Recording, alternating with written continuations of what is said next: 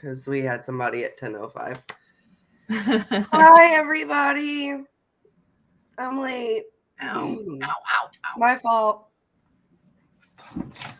Close gosh. this bathroom door real fast.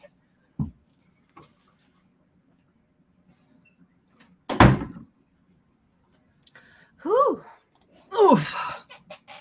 Let me plug in my noise, my ears too. That way we don't have everybody hear us all the time. Oh, we have 2 people here. Hi, 2 people. I'm so sorry that I'm late. Hi, friends. Today. Lauren screwed the pooch on this one.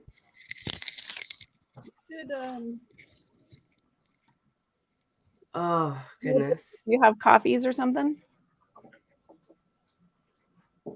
Nice. I literally ran and grabbed it from my fridge and was like, dear God, I need to pound this real quick. I can't believe I have never slept through an alarm, no matter if I've only had an hour of sleep. Like, so it's kind of crazy that I slept straight through. You must have needed it, I'm though. so sorry. You must have needed it. Yeah. It was just one of those nights, like, you know, home alone in the house. And I kept feeling like I was hearing, like, bangs out in the hall. Yeah. And stuff like that. And it's an old house. And so I just couldn't sleep last night. And every time I would go out there, like, everything was fine. But I definitely had, like, all the lights on in the house. Yep. I feel like those times you need to give yourself permission. Oh, excuse me. Ooh, you need to give yourself permission to sleep in on those days, you know? Well, and I couldn't because I had carpool this morning because John's still on shift. Yeah. So I was like, okay, I'm going to go do carpool. I'm going to grab a Java Monster from the gas station for later. I'm going to take, like, you know, a nap and set my alarm and be up on time for stream, have my Java Monster, be ready to go. Straight slept through my alarm. So, you know, what a wonderful way to start our Nano streams. Just a picture of accountability here. Hey, I think everybody can probably identify, like, honestly. I need, like, a taller chair.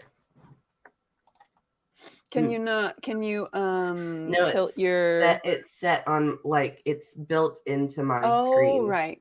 And my screen does, it tilts. Yes, it does. That's the first time I've discovered that my screen tilts. Now you know. Kind of amazed. Now you know. There's my dog. And I've got all my fabric laid out on the floor behind me for my Ren Fair costumes. Heck yeah. So, you know. And then your dog can lay on those, she's sniffing them right now real good.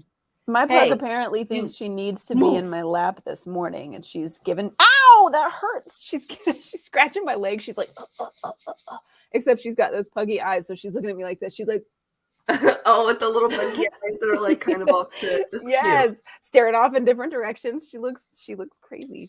That's cute. I can't believe that I just discovered that moves. I've had this thing for how long? How long have I been like, hi guys, I'm here. Now you know. That's amazing. What? I love it. Oh, I had to show you this. So look what I got myself. I got myself these. I don't know if you can see them. Oh, they're acorns. How cute. They're so cute. I like those. I like those a lot. They're very you. They're very you. I love it. I don't generally wear earrings that often, so my earlobes are all sore. They're like, ow. It hurts us. All right. So now that we've started the stream totally wrong and ass backwards, let us take a second to introduce ourselves and to talk about what we're doing, when we're doing it, when I haven't overslept my alarm, all that good stuff. For our 4 lovely viewers so far, and invite them to, like, comment in the chat if they are participating in NaNoWrimo, to tell us about their projects, all that kind of good stuff. We're going to start with the lovely Nicole because she's wonderfully lit and has her life together. It's my photographer, genes. I got to have everything everywhere. Hello, my name is Nicole York. I write under the pen name Nicole McEwen. I'm the author of the Eververse trilogy, the Chronicles, the Founding trilogy. It's very confusing. The Eververse Chronicles, the first 3 books are the Founding trilogy. that clears it all up.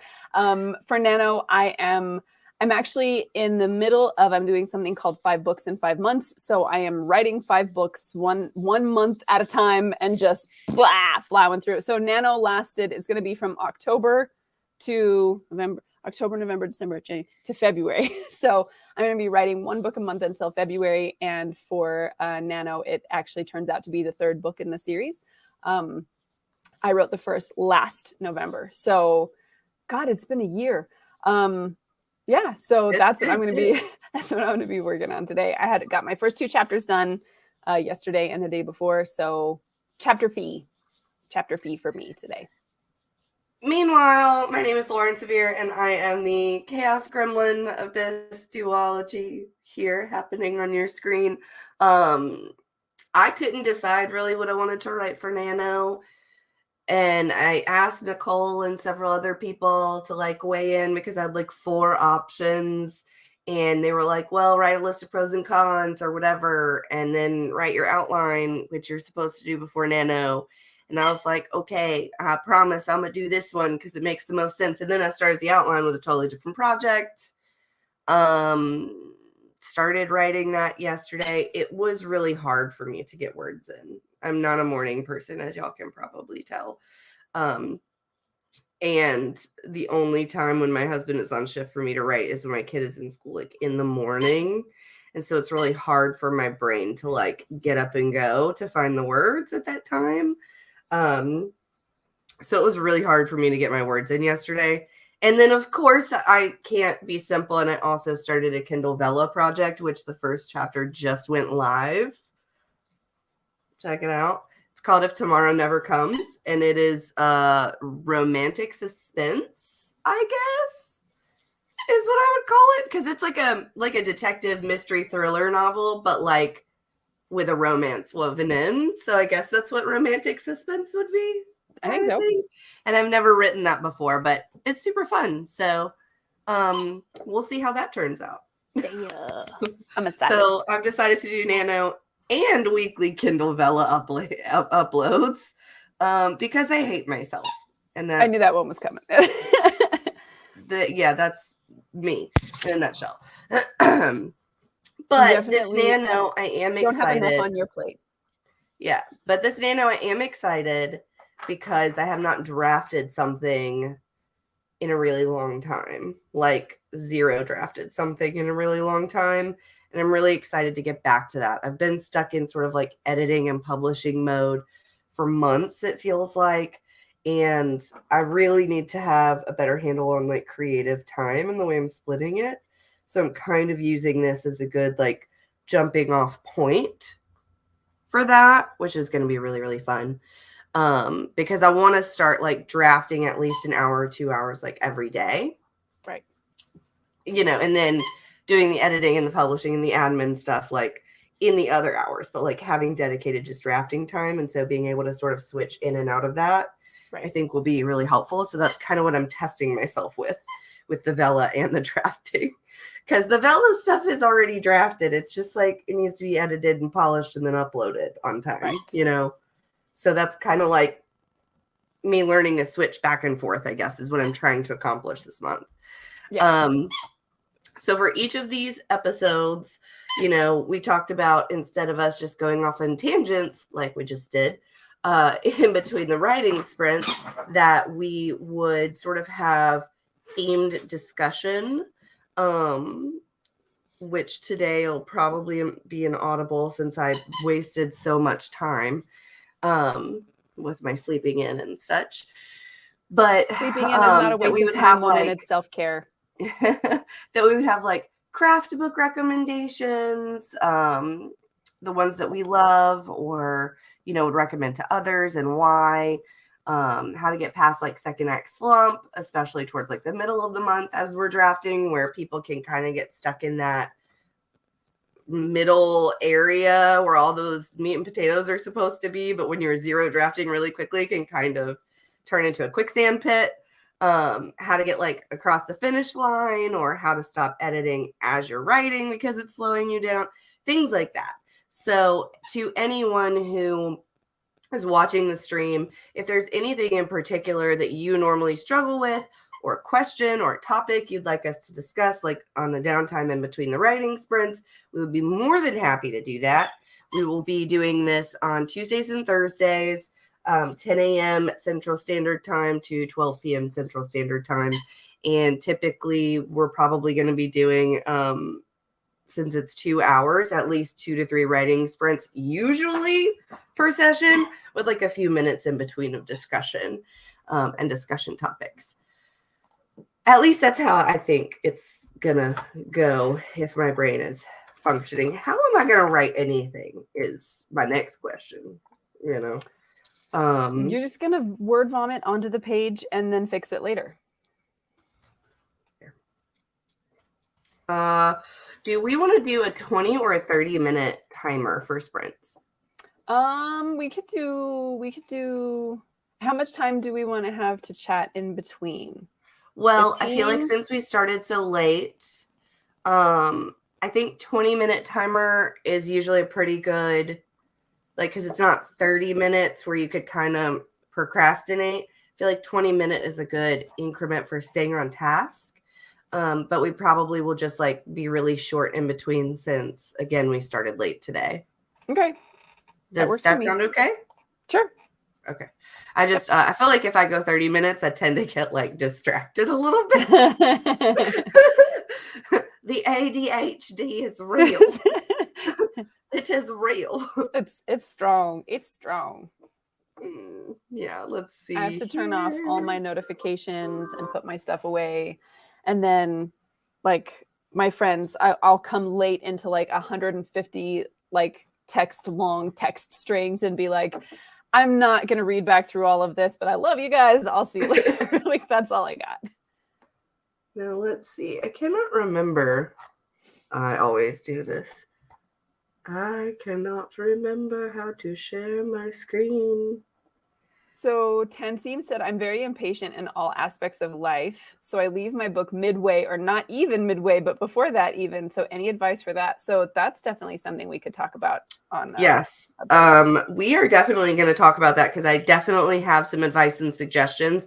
This is where I tend to get messed up in the zero draft process or in the drafting process.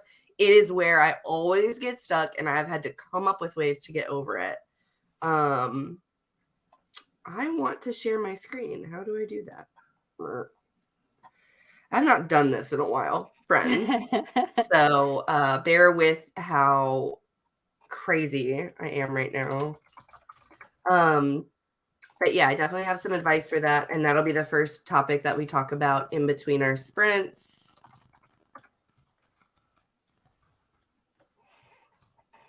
I'm literally looking up how do I share my screen.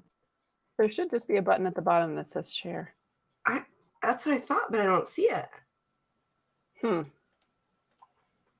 That's weird. It's not there. Really? Oh, wait, you were here first. You might have it. Oh, yeah, then I do. It's the present button. Okay, hang on. Let me see if I need to, maybe I need to. Since you came in first, you might technically be the host, I guess, of this since you're I guess I might be, except you had to admit me, so I shouldn't. I don't know. That's weird, really right? weird. That's really weird. Yeah, because I kept looking at the bottom toolbar and I was like, where is it? Okay, let me leave for a second and then I'll come back. And then then maybe it'll switch over to you. Okay, I'll be right back.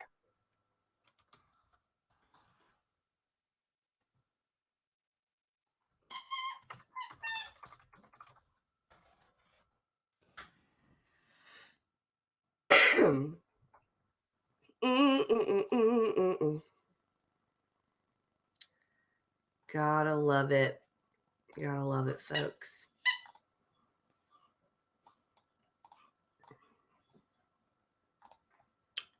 All right, Nicole is back, and now I have the button. So let me finally get this. I was like, I know I am not this dumb. It's So like, weird. I am sure I'm not this dumb. Okay. So for anyone who's new to doing writing sprints, the way that we help stay accountable is we put a 20-minute timer up. And we write during that 20 minutes, just a concentrated effort. And whenever the 20 minutes is up, we'll come back, we'll answer questions, we'll do discussion, and we'll ask how many words you got. They're like writing sprints, and we just do them together to help each other stay accountable. All right. Now that I've got this up, after slight technical difficulties and weirdnesses, we are going to get started in 3, 2, 1, go.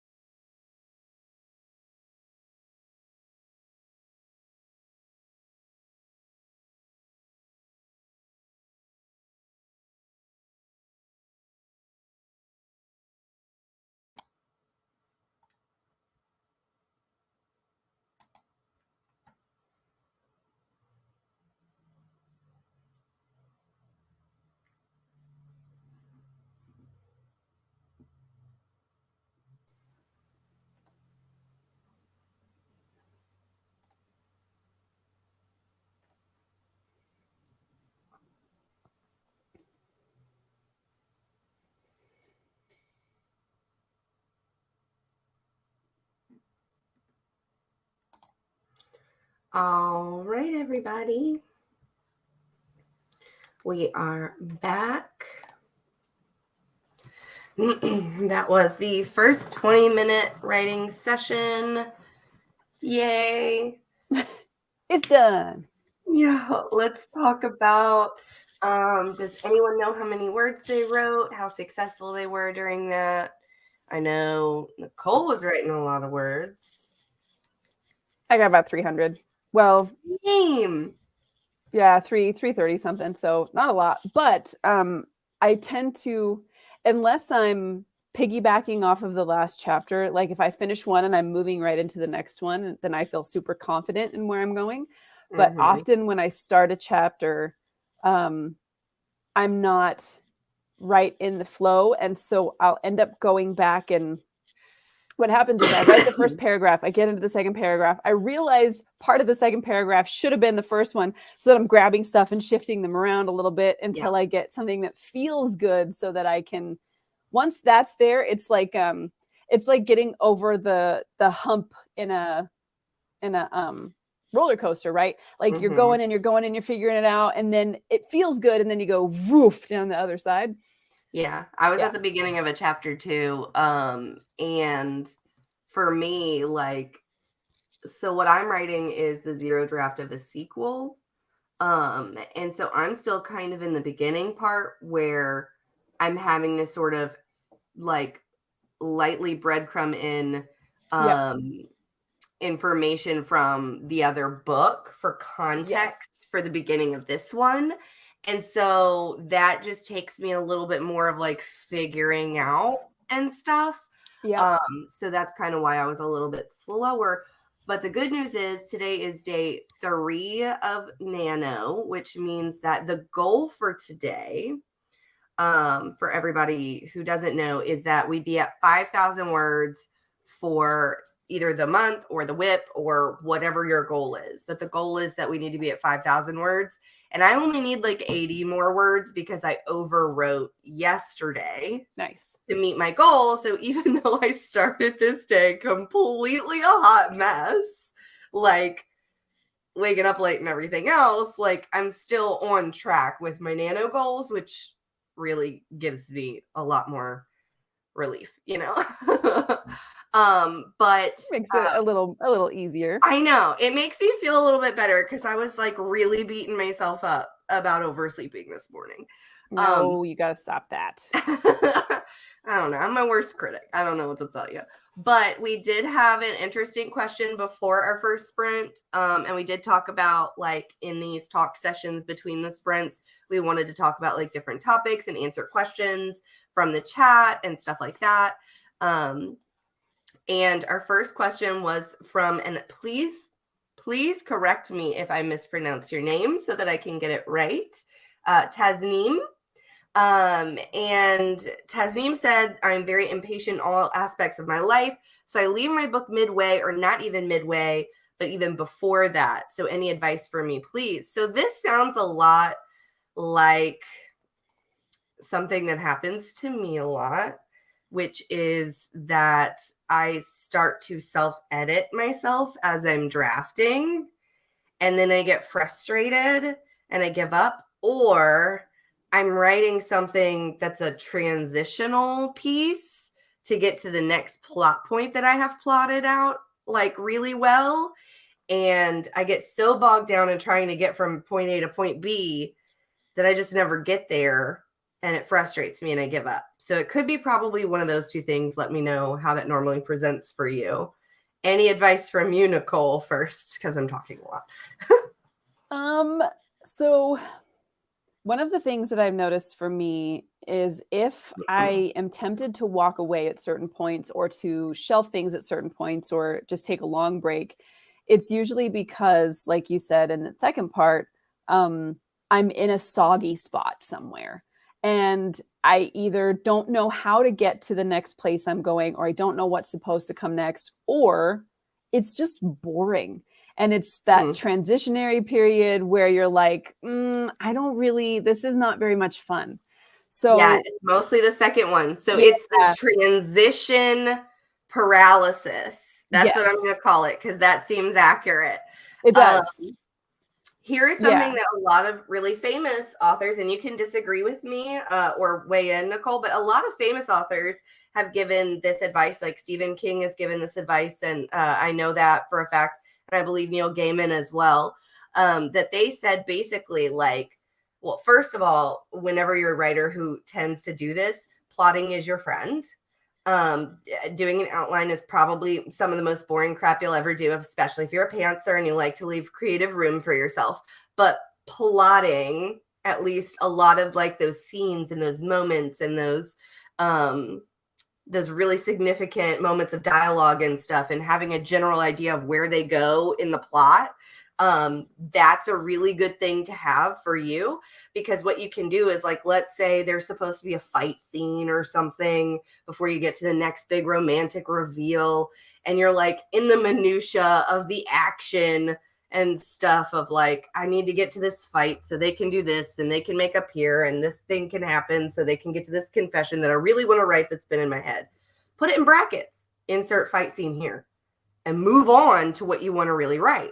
Because what you're doing right now is you're fast drafting, you're zero drafting. You don't have to have it all figured out. You don't have to have every description written out perfectly with all 5 senses and stuff when you're doing a zero draft. The important thing is to finish, because you can always do rewrites and edit later. You can't edit a blank page, but you can edit a bad one. And I will stand by that, because I have turned some of my worst stuff into some of my best stuff. For sure. But let me know if you have any additional advice. I have found, for me, so yes, the plotting helps.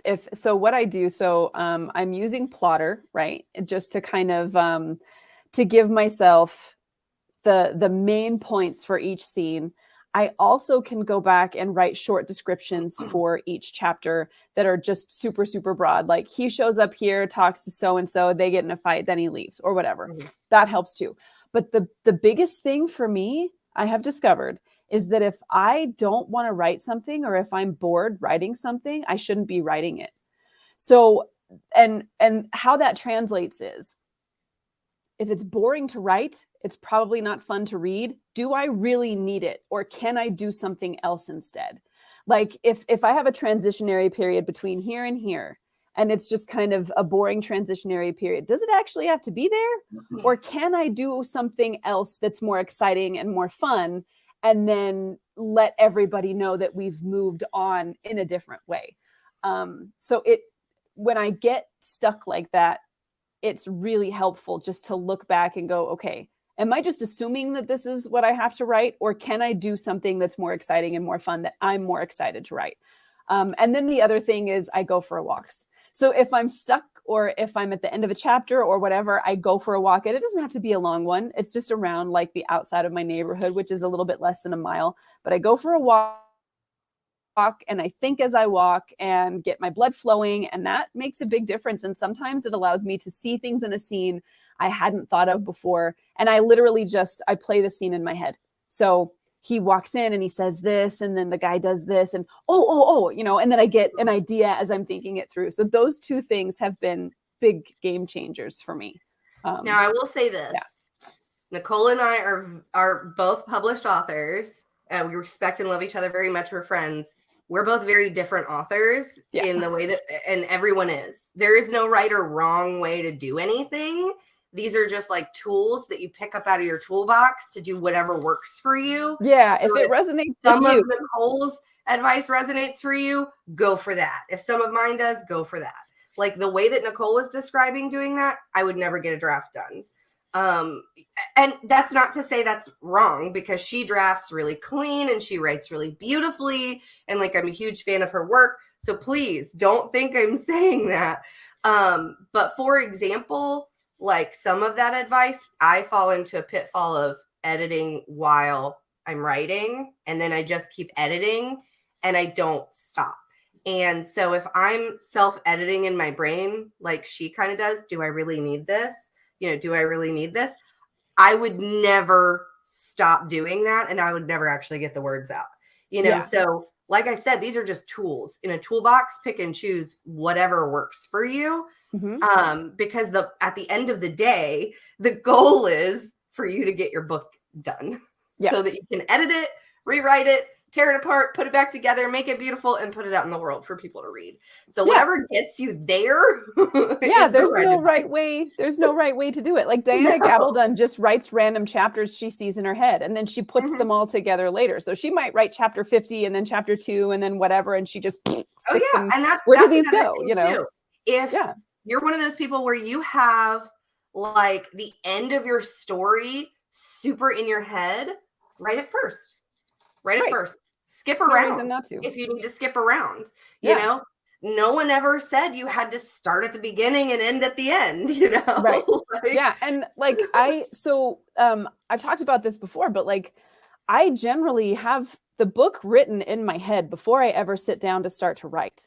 Because I've thought my way through it, and I've played it out, and I've gone, you know, and I think about it a lot. So when I sit down to write, it's kind of a formality. It's like, now I just need to get it all from here. Yeah, she's writing the incident report for what already happened. So I'm just putting, I'm just putting the work in. Like, if you were to imagine the timeline for writing a book, right? You can put the work anywhere on that timeline that you want to put it.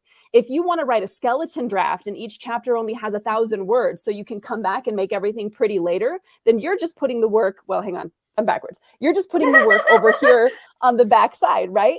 Or you can do it like I do it, where I think a lot about it first, and then all my work is here, and my editing phase is very, very short. It doesn't take me very long to get that book finished at the end.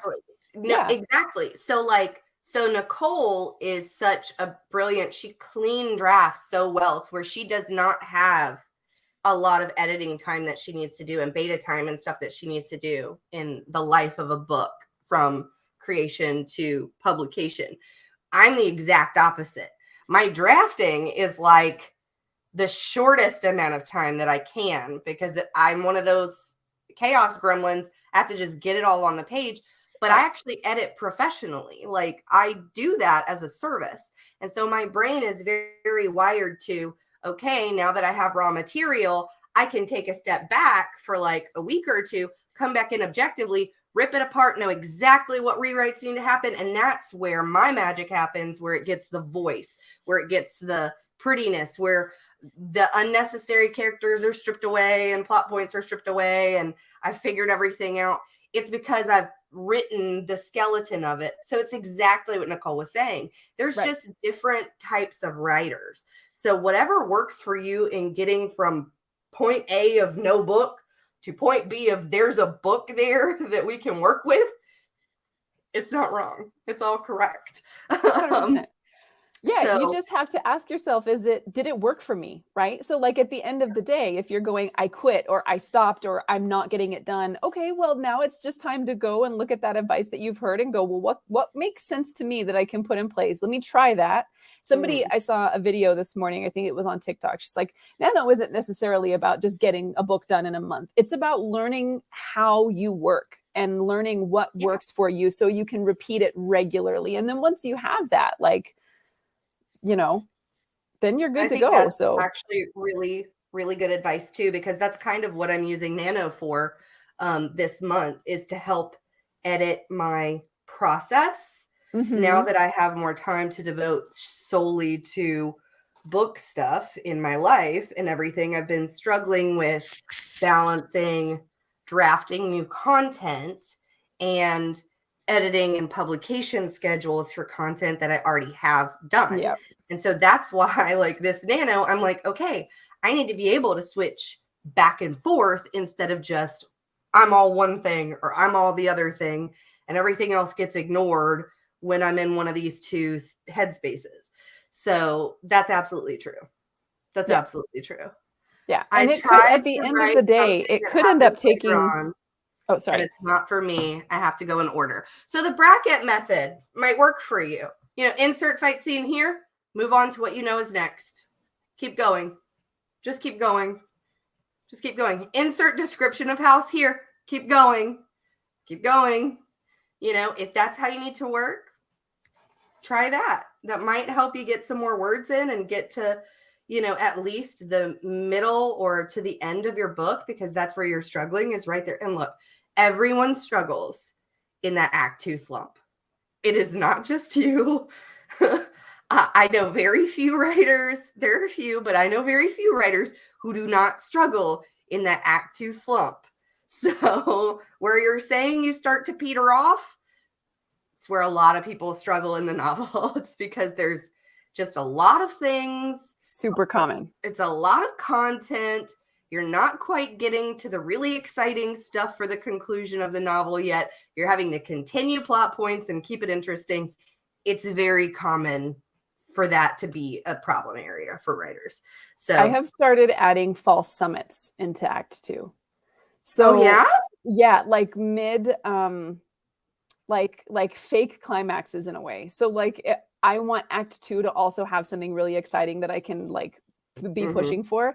And I noticed when I drafted the first, draft of the Gwen St. James affair last November, it was rolling along like a steam train. Like it just there was never a point where I was like, oh, it's the break between the next thing. It was just moving and moving. And I think because the chapters are so long, that's what allowed people to get through those chapters without feeling like it was too long, like they needed a break, because everything was moving. And when I was drafting the second book last month, I definitely started to feel like, oh man, there's less happening here, even though it's kind of transitionary stuff. So I was like, I'm gonna just put some exciting shit in the middle just to make it like to give that kind of false summit. That way, when I get, we're going up the mountain, right? And I have a false summit. So you feel like, whoa, that was intense. But then the big thing is still there for the climax. And that has definitely helped.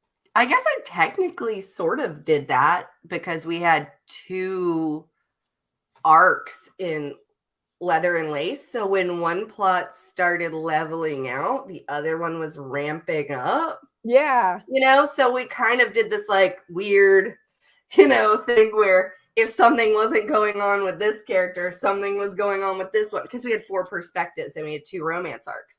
So it was sort of balanced that way. So I guess technically there was kind of a false summit in Act 2. Not really, but kind of.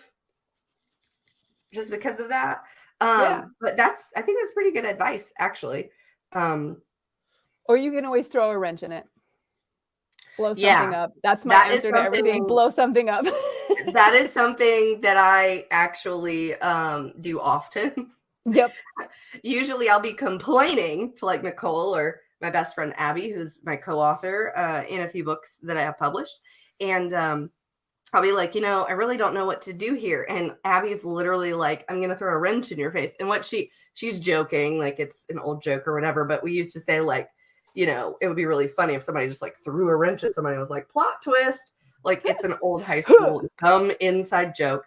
But anyway, I was like, we need that on a t-shirt one day, because every time she does that, she's basically telling me like, blow everything up, blow it all up. If you don't know what to do, just do something totally unexpected out of left field, some random building that they're in, right? It's lights on fire and their life is now in danger. Whatever, like a random act of God or chaos or whatever. Just blow it up and see what happens. And usually it ends up how often it ties back into what you've already done too. Yeah, like, oh, it just totally works actually. Yeah, it usually like ends up like staying in the final cut. Like it was always supposed to be there. Yep. So that's another thing too. If you get stuck somewhere, chaos gremlin it, just blow it up. Blow it up.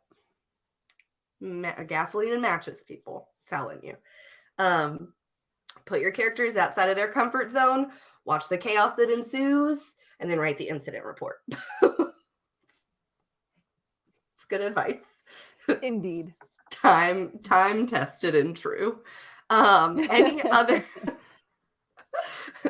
other questions or issues? Is anyone meeting or exceeding like the nano goal? Because I want to like praise you a little bit, because I struggle to meet my goals.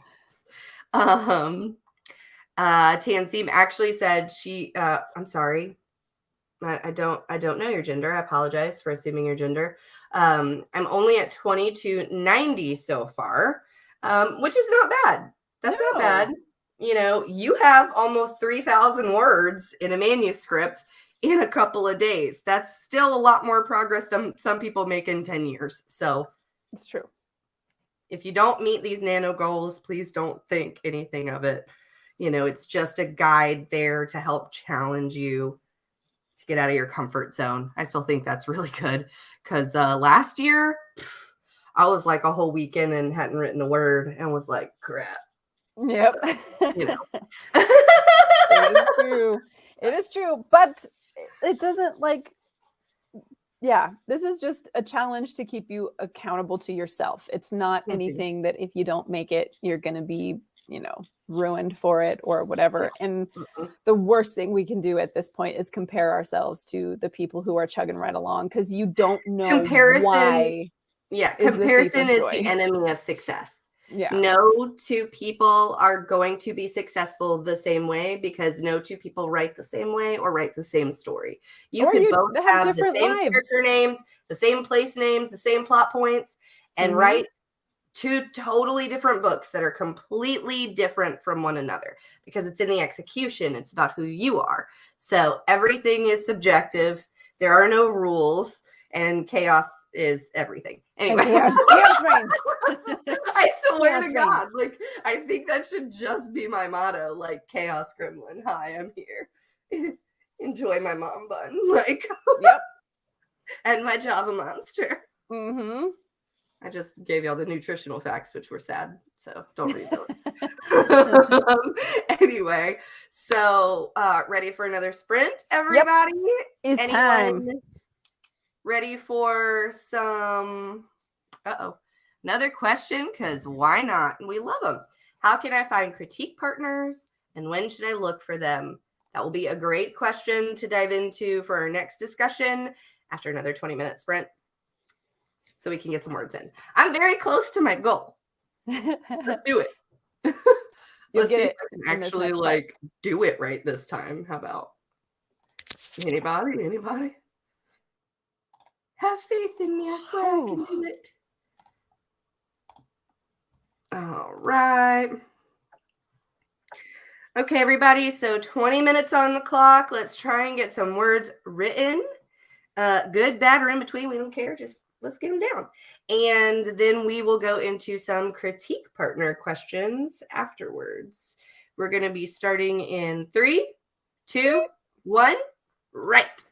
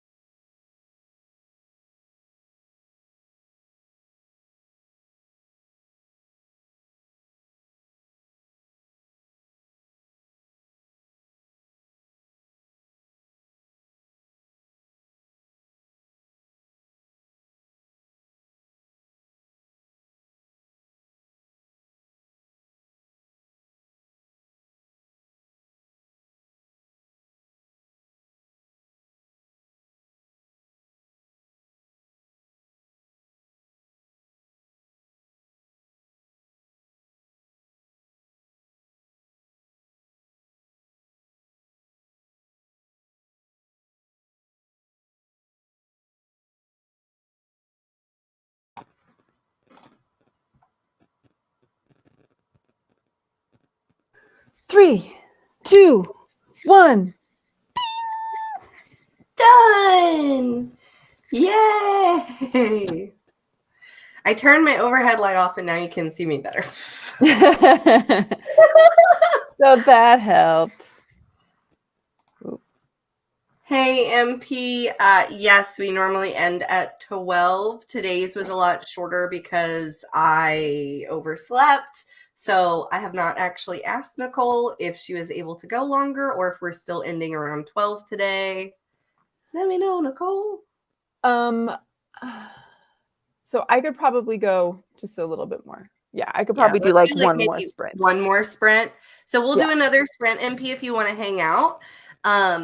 In between the sprints, we do like a slight discussion, answering questions, going over things, imparting whatever help and wisdom we can, along with supporting and encouraging everybody doing nano. Tasneem has been with us this whole stream and has asked some really good questions. Before the sprint, Tasneem asked another question because why not? LOL. How can I find critique partners and when should I look for them? I'm going to let Nicole answer first because I tend to talk too much when I've had coffee. I'm a bad person to answer this question. Number one, because I'm not super great at it. I tend to have some difficulties finding people who match my time and life style enough that they're available when I would generally need them, because I work from home and my husband works outside the home. I work from home, which means I'm doing this every day. And most of the folks I know who are doing this are part-timing right now because they still have their normal job. And my kiddos are a little bit older now. Like my youngest is in 4th grade, which means I can work all day, at least most of the day. And so it's tricky to find somebody who can be available as often as I would like or as fast as I would like, because I do write relatively quickly. That means I have a lot to give somebody right away. And of course, anytime you have a critique partner, they need to be able to fit their critique time into their schedule in addition to everything else. Mm-hmm. So I tend to rely mostly on beta readers, and I do have I have a Discord where I put some daily lines in there. So if I wrote something I really liked, I will stick it in the Discord and then just get feedback from some of the readers who are part of that. But for the most part, I think Lauren and Abby are really the only people that I use as a sounding board right now. So, and them, I found Lauren through Facebook and AuthorTube. We just tended to be in the same place at the same time. And for whatever reason, we're like, this works. Yeah, this works. So, yeah. Okay, so that's kind of what I was going to say, is finding a good critique partner is the same thing as finding a really good friend that you trust and respect a lot, who tends to write in the same vein as you, because you don't want a critique partner who primarily only writes and reads science fiction if you're a romance author, and vice versa. There's a lot of different resources you can use. Facebook is really good because they have a lot of like critique groups and stuff, but it's just about getting out there and networking with other people who write in your genre, people that you interact with regularly. Like Nicole and I have actually never met in person, and we've been friends now for how many years? Like, how many years have we been friends?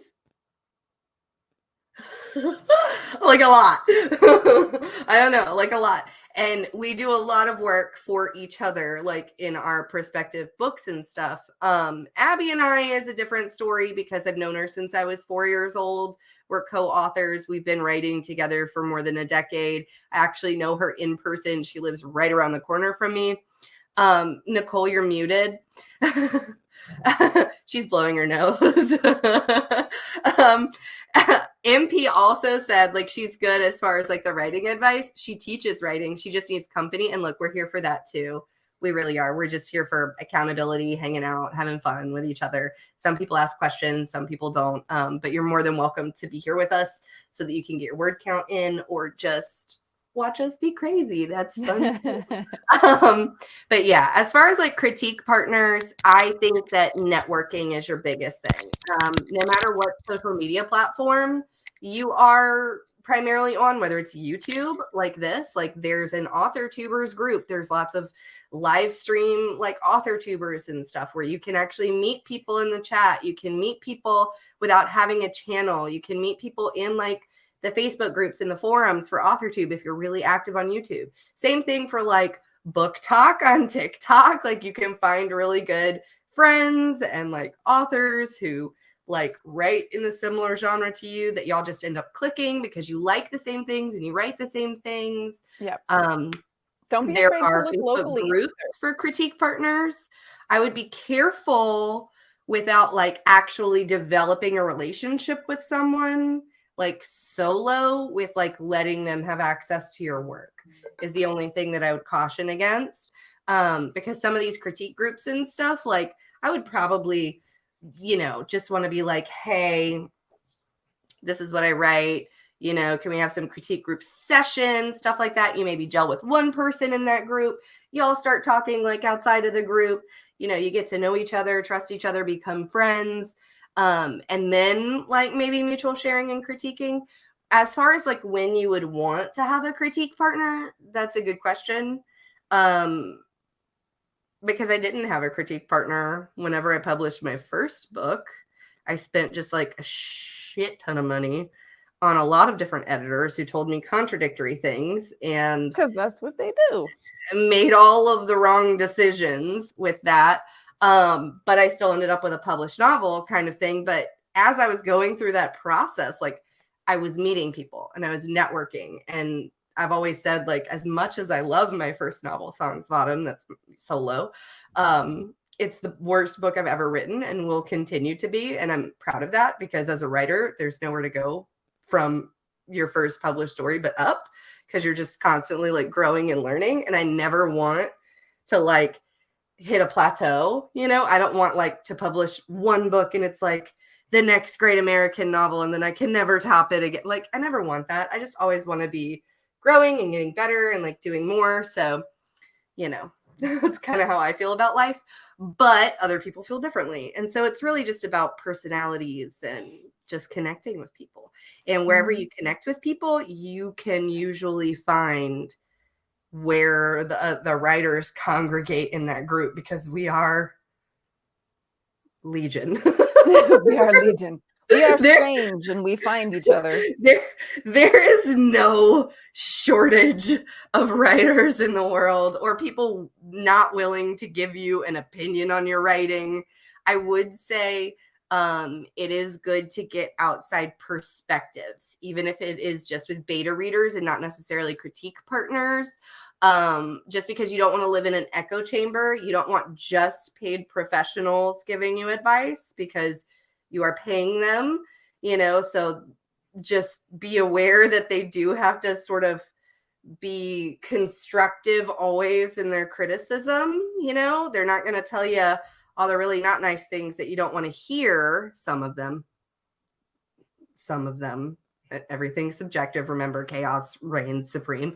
But they just want friends and family to read your book because they're not going to tell you the hard truth about your book. They're not. They love you. They're not going to do it. Like, you know, so you don't want to live in an echo chamber of people like just in your everyday life and paid professionals. You do want to get like beta readers, third person, like objective people who have no stake in your book, just reading it and giving you their opinion. And it might mirror exactly what all your friends and family and paid professionals have said, or they might surprise you and go, hey, why did this happen? This don't make no sense. And you're like, oh, it doesn't. Let me fix that. I wouldn't hesitate to look for local stuff as well. Local stuff too. Libraries are a really good resource. Yeah. Libraries are really usually plugged in with local authors and like the indie book scene in your area. Your local libraries usually have like events and stuff for those people to promote their work and stuff like that. And indie authors are always trying to get their books in libraries.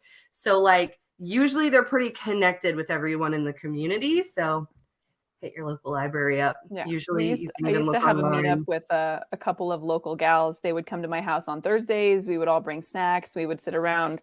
And during the week, so we would email everybody that day what we had worked on the previous week. And then we had the week to read up and then bring our notes on Thursdays.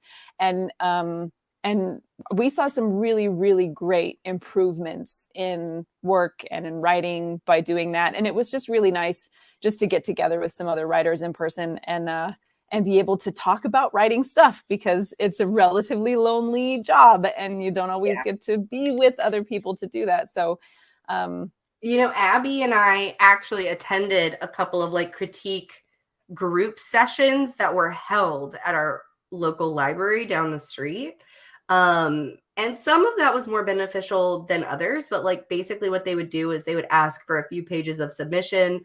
Everyone in the group would get it. They would come in and they would have like their notes and stuff, like the good things, the bad things, the confusing things, whatever, so that you got a full range of critique. And it wasn't all negative. Obviously, it was all constructive, but like, it was like, oh, wow, I really love this description, but like, who's talking in this part? Because I don't know which character it is or whatever. So it was usually really good. And everyone kind of got a turn each week. And it really helps with like honing your self-editing skills too when you're in a group like that. So local libraries are a good resource. Whatever I feel like you just have to know at that point which critique to take, like which ones, because remember that you're always the final filter on what gets put through. So remember that. But also, even with paid editors, they may give you advice that you're like, no. Yeah, that doesn't work. They don't like this character. Yeah. This character is awesome, and they're staying in because you're the author and you get to say, like, right? No one else gets to say. You do. It is your work. Yeah. And then also making sure that you find a group that works with your schedule. So like I mentioned earlier, if I were to wait until I were to put things through critique groups, I would never get anything done. I would be bored. I would go nuts. I'm like right now I'm writing a full chapter a day, at least. So 35 to 4,500 words for each chapter. And if I had to like pile everything up and wait until I could get to a critique group, I would just be done in the meantime. And then I'd have to wait on everything before I felt like I could move forward. So finding somebody who is similar in pace to you, or like that can manage the same schedule that you have, that works for you, that fits into your workflow, I think is a pretty big deal. Yeah. Yeah, I agree with that for sure. 100%. I do. Yeah, that's, I guess, my advice on that. And I think there's no real wrong time to find a critique partner. You could find it while you're in development, maybe especially if you're a newer writer who hasn't really finished anything, and you don't really know like the editing process or things like that, like might be good to get critique feedback sort of chapter by chapter as you write it. Or if you find somebody on social media or something like that you end up being friends with, like once you have like a pretty solid clean first draft or whatever, like letting them take a look at it before it goes to beta readers and you get even more like group feedback. Like, I think there's really no wrong time. And it's all about like making friends and encouraging and supporting each other. And that's what it should be.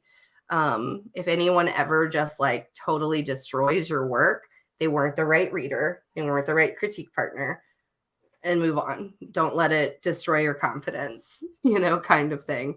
Because anyone who is really good at giving constructive criticism is able to really highlight the things that they love, while still pointing out problematic things in your manuscript in a respectful way, because they know the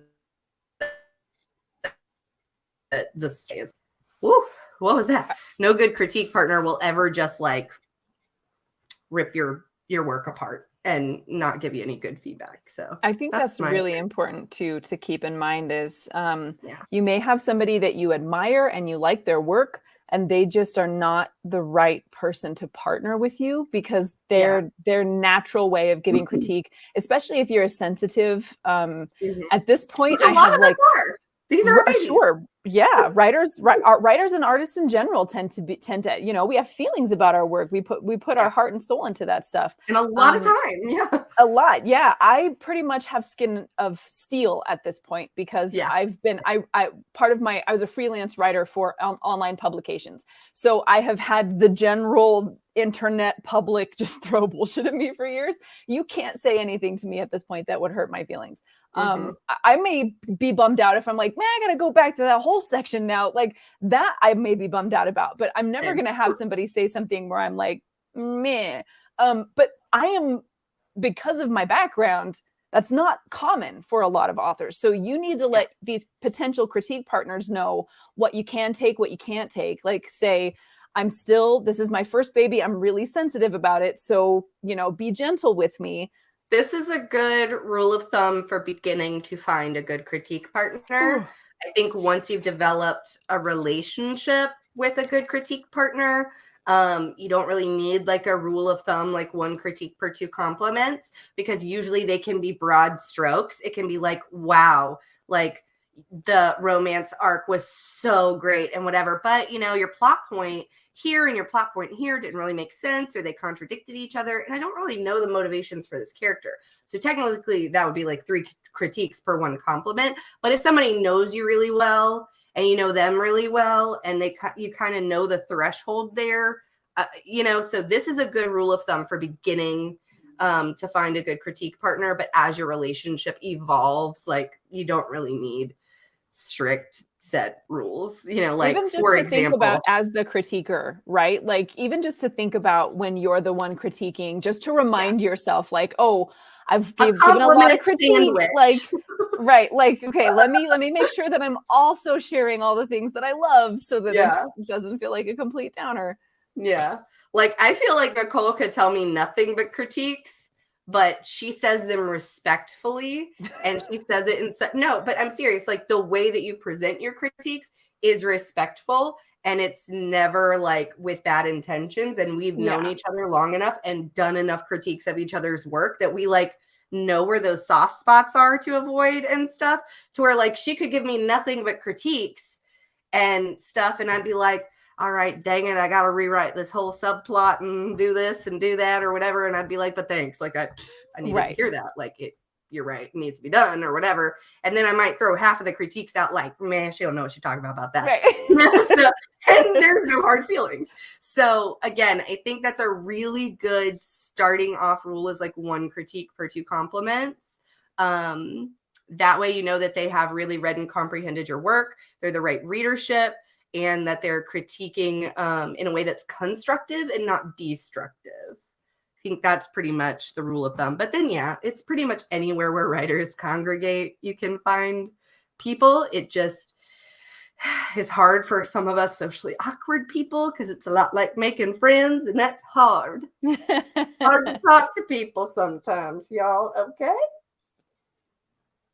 I think if a relationship feels difficult to build, it's okay to say, at least for me, something should be easy. If it's a relationship, like falling into that kind of relationship, you shouldn't feel like it's so hard to keep being friends with this person. You know what I mean? Like, that's exactly true. It's the same with a really good critique partner. And usually when you find a really good critique partner, like you cannot talk for a year. You know, you can fall out of step because of life stuff, or maybe you're on a deadline trying to draft and rewrite a novel or whatever, and not talk to them for forever, and hit them up and be like, hey, it's been a while. I finally finished the draft of whatever. You know, do you have any time or whatever? And you like, it's one of those things where it should be a really easy relationship to fall into and to stay into. You know, it's been that way with every good critique partner I've ever had. I mean, literally, me and Nicole were like absolute strangers, and I don't know. We just like, I don't know what was it? Did we collab on a video or something together? I think it might have been when you read my first book and you live tweeted it. Oh, yeah. I think that was the first like big. You had like put out a call for ARC readers, or something, and I was like, hey, this book sounds right up my alley, like the stuff that I like. It's very like niche genre, like genre bent type thing. It sounds like there's some romance in it. That's like totally my thing. I love that. And I signed up. and I loved her writing and everything. And I did a video, and then I did a live tweet session. It was like the best thing ever. I could not wait. Every day I was like,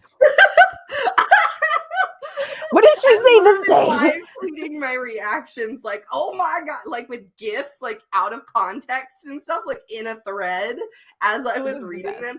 And she was cracking up. And then I don't know, after that, we just like started talking more and more and more. And it was literally, I was like, hey, I got a book coming out.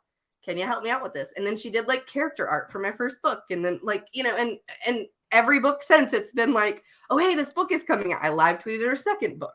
Like, it should naturally happen. It should naturally happen. Yeah, it should. You should just be able to fall into it, you know. But I guess there's no real wrong time to get a critique partner. I would say the sooner the better, probably. But only the right one. Because you can lean on group feedback, like beta feedback and stuff, until you find a really consistent critique partner. And like I said, once you find a really good one, you usually have them for life. Like they're usually lifers or very long-term relationships. So you're not constantly seeking, you know, critique partners. You usually just end up finding them as you're promoting your work and stuff. So, and we've actually, Abby and I found some really good beta reader / reviewers as we are publishing the Fool's Adventure series and stuff, and our readership is growing from there. There have been some just really, really avid fans of the book in the world who like have reached out to us like, how can we promote the book? Like, how can we help you with the series and stuff? Yeah. And that, like, we've been able to count on those people. Like, one of them we met in New Orleans whenever she was like flying down, and we like went and toured New Orleans with her and showed her like all the areas that inspired like locations in the book that's coming out in December and stuff.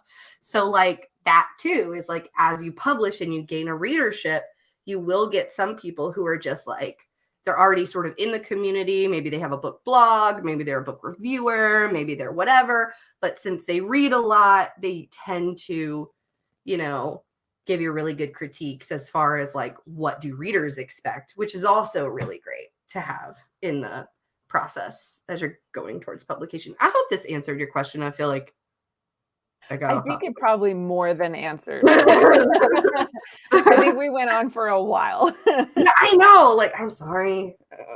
Too much caffeine. You did start your morning off with a whole lot of caffeine. I had a lot of caffeine in the bolus. It's like I was so dead at the beginning of the stream, and now I'm like, you're about to go type 1,000 words in this sprint. You hit 1,000 words? No, I said you're about to. No, I meant 8. I'm about at 900, like 889. I'm struggling kind of hard right now, actually, with the words. I'm still kind of stuck in that, you know, with the sequels, the beginning is just, they're finicky because you're having to like give that context information. Right. You're like Mrs. Toadstool, who told me last year during the fighting that I was the best fighter ever. That like, Mrs. Toadstool. You know that Mrs. Toadstool. I got even fewer words this last sprint. So I feel like after this sprint, probably what I'll do is before I'll get lunch, and then during lunch, I'll probably edit my outline a little bit to kind of see where does the action start. And I might start from there and then go back and like back write this bit a little bit more and like flesh it out. And the voice is so off. Like I'm not feeling it right now, but that's usually how sequels are for me in the beginning. And I usually have a lot of imposter syndrome when it comes to writing sequels, especially. When you just come off of a book where you felt like you nailed it, and then you're in the messy stage of the next book. You're like, I can't even do this. That's where I'm at. That's where I'm at. I'm in the swampland of sequel town and like drowning. Yeah, sequels are hard for me. Not gonna lie. Especially because like the voice was so strong in book 1 and like so on point, because what I'm writing is a Victorian era inspired dark fantasy romance series, and like book 1 is the villain's love story, but I write the hero. And so she was a subplot in book 1. And I don't know. I was like, I hear her voice in my head and it is very strong and it is very Victorian and very prim and proper and whatever. But she's got like these dark secrets and things she's dealing with and whatever. And she had a lot going on and it was great and it was wonderful. And then like I get to the sequel and now it's like her main point of view because book 2 is her book, the hero's story. Yeah. And I'm like, her voice went poof. I don't know. Like it was so strong when she was not the main character. And now that she's the main character, it's like, meh. Yeah. So I don't know. Well, I'll figure it out. I hate sequels. Sequels suck. Anyone else hate sequels? Let us know in the chat. Let me get the timer set up because I know if anybody has any other questions or anything, any final questions, comments, anything like that, please, if you would kindly, we can write and edit all of the words in the world, but the only thing that we cannot do is like and promote the stream without your help. So if you would, thumbs up, ring the bell to get notified, subscribe, do all that good stuff. That would be really cool. But we'll be here on Tuesday regardless. Tuesday. Let's see. Do I remember how to do this? I have to remember every single time. You do. It's like it just flies right out of your head. My brain capacity is like books, nothing else. All right. Ooh, it's time to stand up. Oh, yeah. You have a standing desk, don't you? Yeah, I have to. Oh, I can't only sit for so long. I do not. I get to be a potato. I just start getting fancy. I'm like, oh no. And I start doing that thing with my legs, where you're like this underneath your desk. And my legs, so because I have my stand-up desk. You're short too, aren't you? Yeah, I'm 5'4", so for you're short.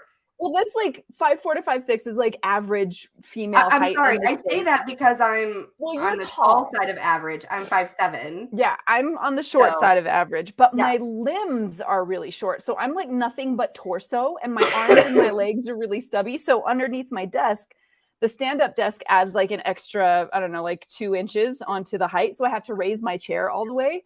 When I do that, my legs dangle. I have to put a stool underneath for my feet to be able to touch something. Is pathetic. So yeah, that's awesome. I just made my whole life. Anyway, we're going to start a writing sprint. We're going to put 20 minutes on the clock, as you see here. If you have any suggestions for themes for the timer for Tuesday or anything like that, please make sure to comment. And because some people prefer, I don't know, underwater or space or whatever, and I just picked leaves this time. Anyway, we're going to get started. 20-minute sprint on the clock. We're going to try and get some words in, and afterwards, we will see how everyone did, answer any final questions, and say goodbye until Tuesday. All right. Here we go. And in 3, 2, 1, let's rip.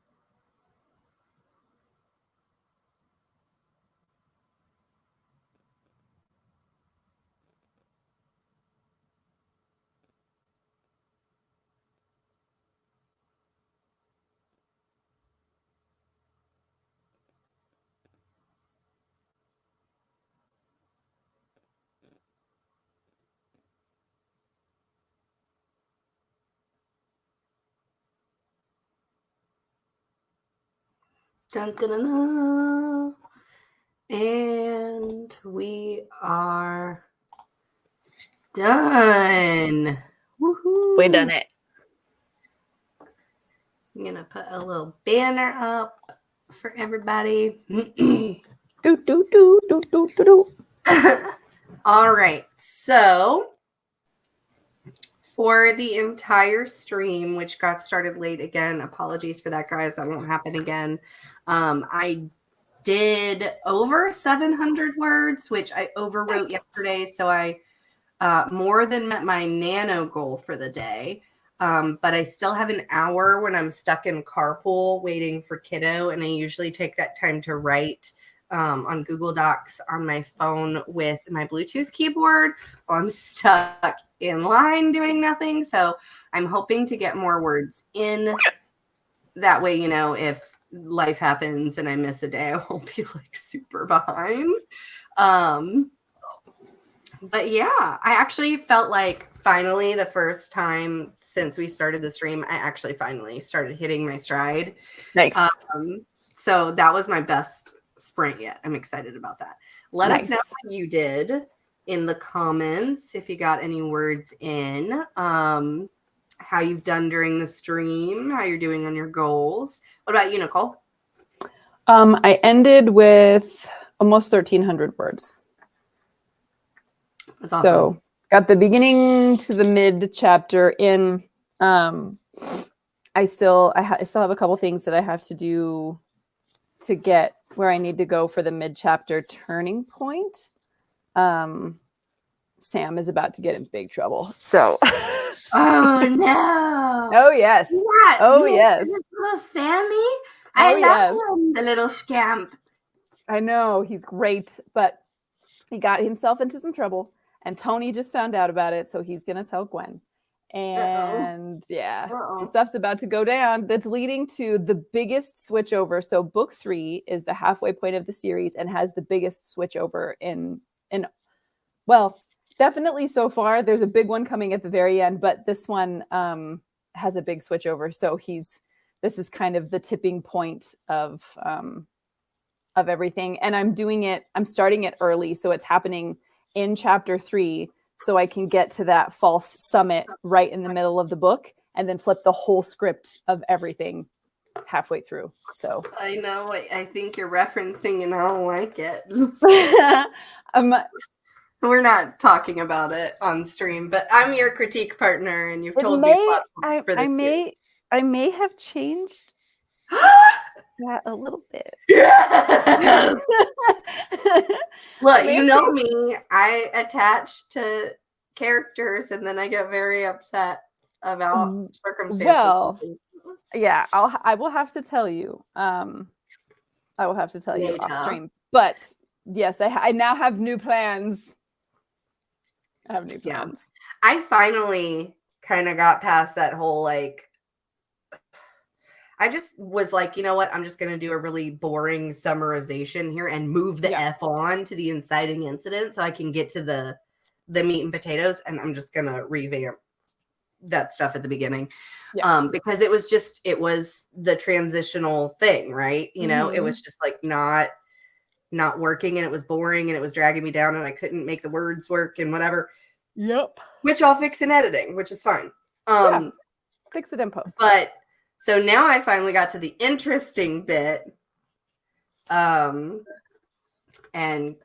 Kate in my story is she's getting herself into some trouble too. That's the most fun. Like if characters are getting into trouble, what are they doing with their lives? Really? Yeah. Well, we need to like maneuver them into positions where we can traumatize them further. That's the whole thing. So like the first book ends for Kate's stuff, where she kind of all of her relationships and things are now put in question and she feels very alone. And part of her story is that even from the very beginning, this is not a spoiler, part of her arc and everything is her father is dying of a terminal illness. And so she's having to like move her very ill father at the beginning of book 2 to a new place and stuff like that. And that's very hard because like the one person who she feels like knows her the best and accepts every part of her is literally like wasting away before her eyes. And all of these other relationships that she has are like in question. So she feels very alone and very isolated. And there are some characters who are like, nah, we ain't doing this. So that's going to be fun because, you know, I'm a chaos gremlin and it's awesome. So that's kind of where I'm at. And I'm pretty excited about that because it's forcing her to like take action instead of just be in her head right now, which I hate. I'm like, no, I want y'all to like do things. I want y'all to yes, like, we need those forcing functions. Yeah, and interestingly enough, those are in real life as well. Like we forget sometimes, I think until we look back through our pasts, we forget that those forcing functions exist in real life. And if you find that you're becoming stagnant, some shit will come along and force you to move. It doesn't give you much of a choice. Yeah, very true. And in this case, it's in the form of a very sassy and suspicious person. I like sassy and suspicious. Always fun. I like always fun to stay with. So yeah, so I'm finally like getting to the point in the book where I'm like, okay, I can see the voice again. I see where it is. Like, yeah, I found her voice again. I feel like this is the momentum. You know, I finally caught the ride up, you know, on the roller coaster. So that's gonna be good, I think. I think that's gonna be really good. So any final questions, comments, anything like that, please make sure to put them in the chat. I know we don't really have any questions right now. We are going to be ending the stream here shortly, but we'll be back on Tuesday. And if you watch this in replay and you have any questions or anything like that for us, any problems that you're having as you're going through Nano, any things you want to talk about or get advice about or anything like that, please make sure to put those in the comments and we will address them during the streams that we're doing this month. We will be doing them every Tuesday and Thursday, 10 a.m. to 12 p.m. Central Standard Time or 9 a.m. to 11 a.m. Mountain Standard Time. Yeah. Remember to please like this stream and, you know, ring the bell for notifications and it'll let you know every time that we go live so that you don't miss out and you can kind of like meet new people in the chat, talk to us, you know, tell us how stuff's going or all that kind of good stuff. Next time, I think I would like to talk about some like craft book recommendations and stuff. Bless you. Bless you again. My teenager brought home a cold, so now we all have it. But yeah, next time I think we'll be talking maybe more about some like craft book recommendations and stuff for people just wanting to get some new recommendations or maybe find some material that will help them with like storytelling or even like figuring out, you know, emotional wounds or stuff for characters, all that jazz in between, unless there are any specific questions that pop up in the chat or the comments. So we are really thankful that you guys decided to join us and we're rooting for you this November to finish your book. And now I have to completely redo my outline and get some lunch before I go to carpool and write a little bit more and then have kiddo all evening and then just absolutely pass out and die this evening. Get the good sleeps. Yeah, you know, all that good stuff. Please check out Nicole. All of her stuff is linked in the description down below. She's an amazing visual and graphic artist. She's a photographer. She's a writer. She does a lot of really good stuff. I can't tell you enough good things about her because it would take me another 2 hours and 16 minutes.